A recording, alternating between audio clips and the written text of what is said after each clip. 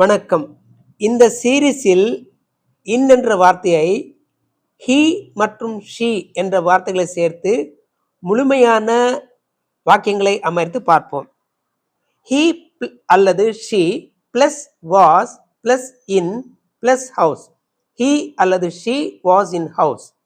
அவன் அல்லது அவள் வீட்டில் இருந்தான் இருந்தாள். அவன் வீட்டில் இருந்தான், அவள் வீட்டில் இருந்தாள். ஹி அல்லது she plus is plus in plus office. He அல்லது ஷி இஸ் இன் ஆஃபீஸ். அவன் அல்லது அவள் அலுவலகத்தில் இருக்கிறான் அல்லது இருக்கிறாள். அவன் அல்லது அவள் அலுவலகத்தில் இருக்கிறான் அல்லது இருக்கிறாள். ஹி அல்லது she plus will be plus in plus park. He அல்லது she will be in park.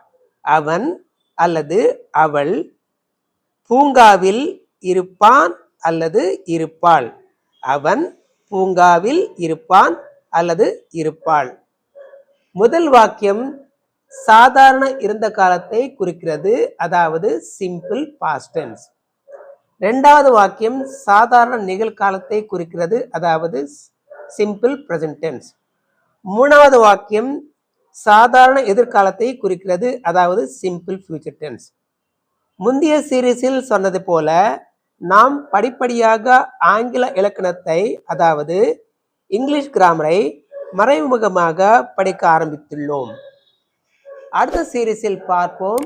அதுக்கு முன்னால் இந்த சேனலை லைக் பண்ணி, ஷேர் பண்ணி, சப்ஸ்கிரைப் பண்ணுங்க. உங்களுடைய கருத்துக்களை கமெண்ட் பாக்ஸில் தெரிவித்துக் கொள்ளுங்கள். நன்றி, வணக்கம்.